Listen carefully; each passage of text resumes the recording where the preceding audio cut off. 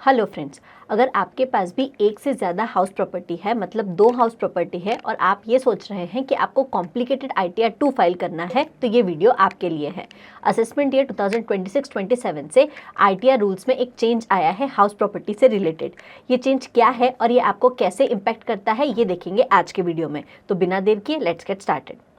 सबसे पहले बात करते हैं कि आखिर असेसमेंट ईयर 26-27 के पहले ओल्ड रूल क्या था। तो असेसमेंट ईयर 26-27 के पहले ओल्ड रूल ये था कि अगर आपके पास एक सेल्फ ऑक्यूपाइड हाउस प्रॉपर्टी है तो आप ITR 1 भर सकते हो।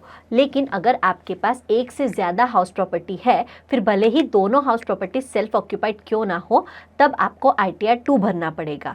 इन सिंपल वर्ड्स, अगर आपके पास एक से ज़्यादा हाउस प्रॉपर्टी है तो आपको ITR 2 भरना पड़ेगा, जो रिलेटिवली एक कॉम्प्लेक्स फॉर्म है। तो बेसिकली ITR 2 जो है वो आपके लिए एप्लीकेबल होगा अगर आपके पास 2 हाउस प्रॉपर्टी है, फिर भले ही दोनों सेल्फ ऑक्यूपाइड क्यों ना हो। अब बात करते हैं कि असेसमेंट ईयर 2026-27 से नया चेंज क्या आया है। तो इस साल से आपके पास अगर 2 हाउस प्रॉपर्टीज़ है तो उन दोनों को आप सेल्फ ऑक्यूपाइड हाउस प्रॉपर्टी मान सकते हो ITR 1 फाइल करने के लिए, अगर बाकी सारी एलिजिबिलिटी कंडीशन सेटिस्फाइड हो रही है तो।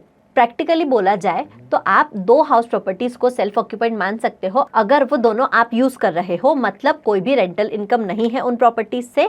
नंबर 2, आपकी दूसरी इनकम सैलरी, पेंशन या फिर इंटरेस्ट से है, मतलब जो ITR 1 के एलिजिबिलिटी क्राइटेरिया है उनसे। एंड नंबर 3, अगर ये दोनों कंडीशन सेटिस्फाइड है तो आप ITR 1 फाइल कर सकते हो। आपको ITR 2 जैसा कॉम्प्लेक्स ITR फाइल करने की ज़रूरत नहीं है। तो हाउस प्रॉपर्टी से रिलेटेड ये चेंज जो है ये यूनिवर्सल नहीं है। कुछ सिचुएशंस में अभी भी आपको ITR 2 फाइल करना पड़ेगा। जैसे सबसे पहले तो अगर आपके पास 2 से ज़्यादा हाउस प्रॉपर्टीज़ है तो आपको ITR 2 ही फाइल करना पड़ेगा। दूसरा, अगर आपके पास 2 हाउस प्रॉपर्टी है और उनमें से किसी एक से भी अगर आपकी रेंटल इनकम आ रही है तब भी आपको ITR 2 फाइल करना पड़ेगा। तीसरा, आपकी कोई भी कैपिटल गेन इनकम है, फिर चाहे वो प्रॉपर्टी सेल को लेके हो, शेयर सेल को लेके हो या फिर म्यूचुअल फंड सेल को लेके। और चौथा, आपकी कोई भी इनकम फॉरेन असेट्स या फिर फॉरेन इनकम से रिलेटेड है। अगर इनमें से कोई भी कंडीशन आप सेटिस्फाई कर रहे हैं तो आपको ITR 1 की जगह ITR 2 ही फाइल करना पड़ेगा। तो इसलिए ITR सिलेक्शन के पहले आप ये चेक करो कि आप कौन सी कैटेगरी में फॉल होते हो। अब बहुत सारे लोग ये पूछते हैं कि अगर ITR 2 की जगह ITR 1 फाइल करना है तो उसका बेसिकली बेनिफिट क्या है। तो ITR 1 ITR 2 के कंपेयर में सिग्निफिकेंटली ईजी फॉर्म है।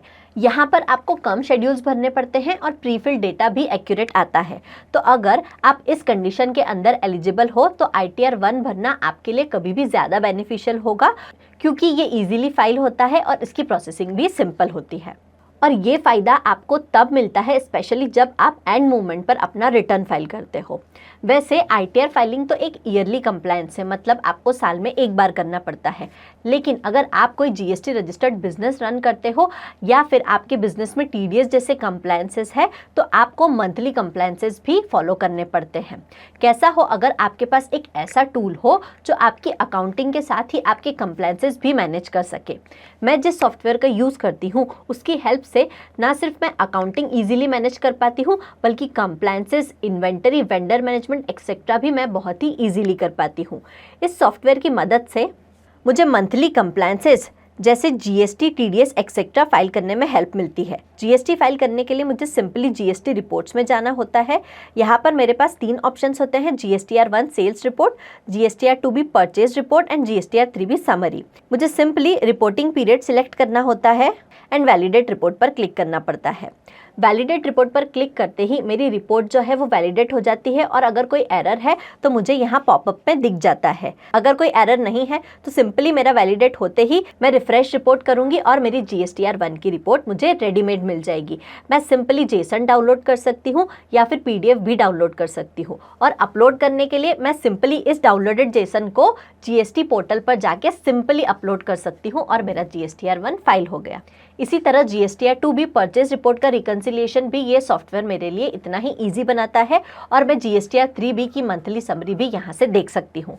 अगर आप भी अपने बिजनेस को स्मार्ट बनाना चाहते हैं तो इसकी लिंक हमने नीचे डिस्क्रिप्शन में दी है। तो दोस्तों, अब हमको ये क्लियर हो गया है कि अगर इस साल हमारे पास एक से ज़्यादा यानी 2 हाउस प्रॉपर्टी भी है तो भी हम उसे सेल्फ ऑक्यूपाइड हाउस प्रॉपर्टी की तरह क्लेम कर सकते हैं और कॉम्प्लिकेटेड ITR 2 से बच के ITR 1 फाइल कर सकते हैं। बस शर्त यही है कि आपकी आपकी ITR 1 की बाकी सारी कंडीशन सेटिस्फाइड होनी चाहिए, कोई रेंटल इनकम नहीं होनी चाहिए उन प्रॉपर्टीज से, और कोई कैपिटल गेन एक्सेट्रा की इनकम नहीं होनी चाहिए। तो आप हमें कमेंट में बताएं कि इस साल आपने कौन सा ITR फाइल किया और उसमें कितनी हाउस प्रॉपर्टीज शो की। Thank you.